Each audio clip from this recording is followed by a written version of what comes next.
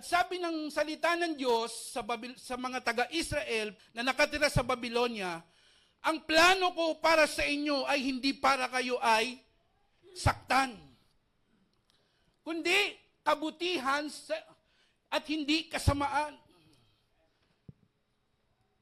70 years silang nabihag. 70 years silang pinahirapan. 70 years silang nakakulong. 70 years silang walang gawain. 70 years silang walang ministry. 70 years silang sakop ng Babylonia.